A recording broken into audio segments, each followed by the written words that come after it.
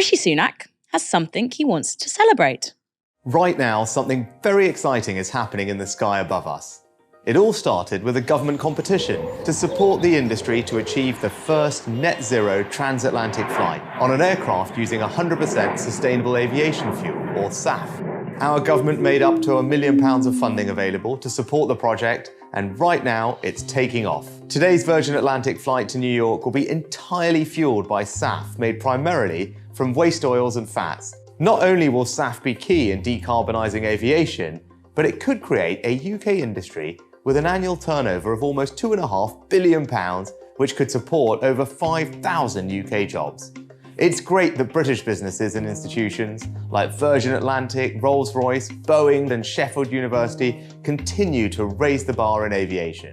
Now that is blue sky thinking. Ugh, blue sky thinking. I hate it, I hate it. Is it blue sky thinking? Or as our producer Alex has said, hogwashing? That Virgin Atlantic flight from London to New York was apparently powered entirely by fuel made from waste oils and animal fats. In an article in The Conversation, economists Gareth Dale and Josh Moose, great name, pour cold water on the claim that it's sustainable, writing this. Surely reusing cooking oils offers a sustainable solution. Unfortunately, in a notoriously unregulated market, it seems not. Another of Virgin's suppliers, Neste, collects cooking oils from sources worldwide, including McDonald's restaurants in the Netherlands and food processing plants in California, Oregon, and Washington.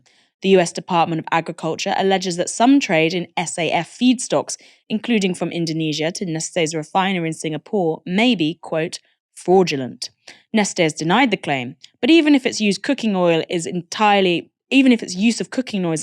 legitimate, there is still an allegation that palm oil from plantations responsible for tropical deforestation is being marketed as used cooking oil. They go on to say this. Virgin Atlantic maintains that the SAF it uses is entirely from used cooking oil. However, if the aviation industry bets big on used cooking oil, it is feared it will turbocharge tropical logging and the extermination of the orangutan and countless other endangered species. The real kicker is that even if all used cooking oils were traceable and sustainably sourced, they're not scalable. The US collects around 600,000 tonnes of used cooking oil each year.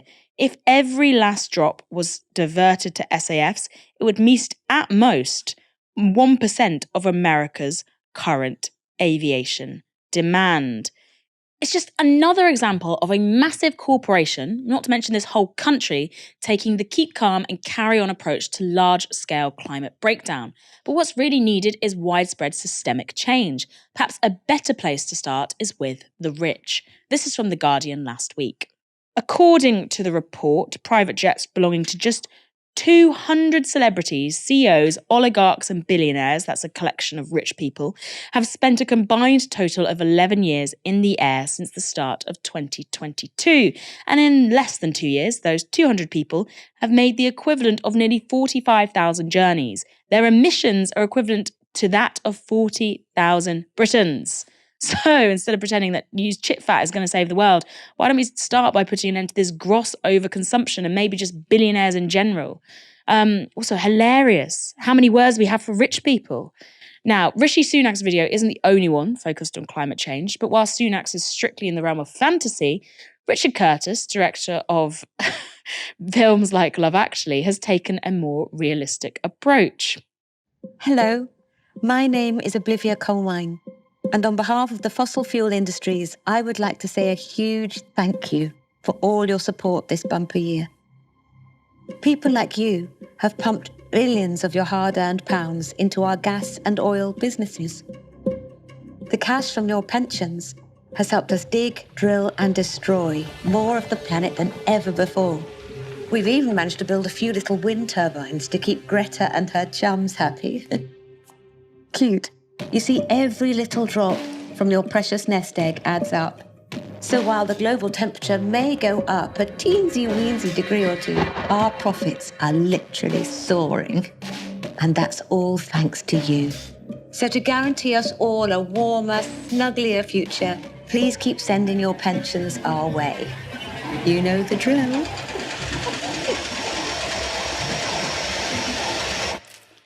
Oh, fracking hell. Wow, Olivia Colman is serving in that ad. Ash, cultural figures taking on a Academy Award.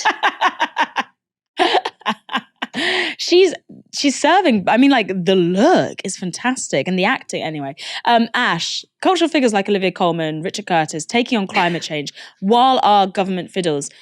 Is this the norm? Do we see cultural change before we usually see political change, or are we doing everything backwards? I think that this has very often been a part of cultural change. I mean, one of my favorite Hollywood facts is that Marlon Brando and Elizabeth Taylor were incredibly supportive of the Black Panther Party. You think about Jane Fonda, nicknamed Hanoi Jane, for her support for the anti-war movement, her criticism of American imperialism. So I think you've always had this element of people who, work in the culture industry using the platforms that they have to try and push for some kind of political or social change. Marlon Brando sending Sacheen Littlefeather to accept his Academy Award for him. Another example of people using the platforms that they have. I think what's interesting about this is that it's not simply an actor using the platform that they have in terms of, an awards acceptance speech or giving an interview, but making content which explains an aspect of how fossil fuel capitalism works.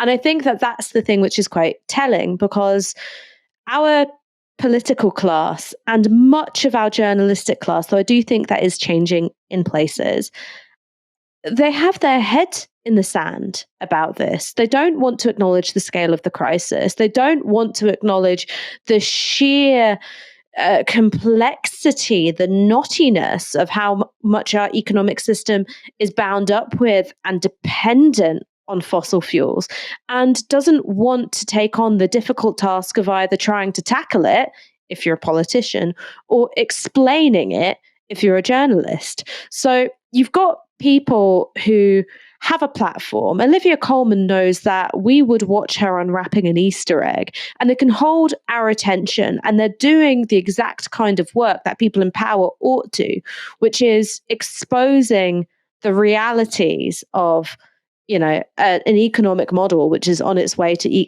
ecological collapse, and sort of telling us what we should be doing about it. So I think it exposes a particular weakness, complacency, even recklessness amongst our political leadership that has fallen to Olivia Colman, divine though she is, to relay this kind of information.